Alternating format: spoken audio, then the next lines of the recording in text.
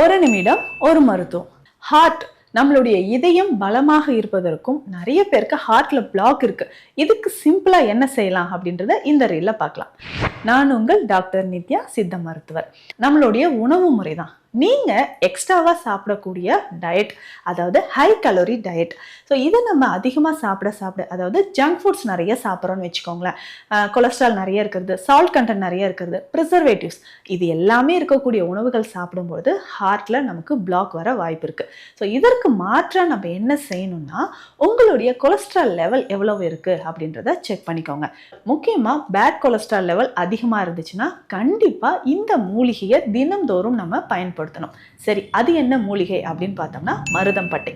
மருதம்பட்டை குடிநீர் அப்படின்ற மருந்து சித்த மருத்துவத்துல இருக்கு. டெய்லி ரெகுலரா காலையில இது கஷாயமா குடிச்சிட்டு வரணும். 1 ஸ்பூன் மருதம்பட்டை குடிநீரை 3 கிளாஸ் தண்ணீர் விட்டு நல்லா பாயில் பண்ணி ஃபில்டர் பண்ணிட்டு 100 ml டெய்லி காலையில பிரேக்ஃபாஸ்ட் எடுத்து ஒரு 1/2 hourக்கு அப்புறம் குடிச்சிக்கிட்டே வரலாம். இதை தாண்டி வேறு என்ன சாப்பிடலாம் அப்படின்னா, சின்ன வெங்காயம் ஹார்ட்டுக்கு ரொம்ப ரொம்ப நல்லது.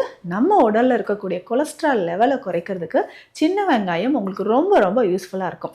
தினந்தோறும் ஒரு 4-5 சின்ன வெங்காயத்தை ஒரு 1/2 ஸ்பூன் நெய் விட்டு நல்லா வதக்கி பெப்பர் சேர்த்துக்கணும். ஸோ இந்த மாதிரி ஒரு 4-5 சின்ன வெங்காயம் சாப்பிட்டுக்கிட்டே வரும்பொழுது இதயத்திற்கு ரொம்ப ரொம்ப நல்லது.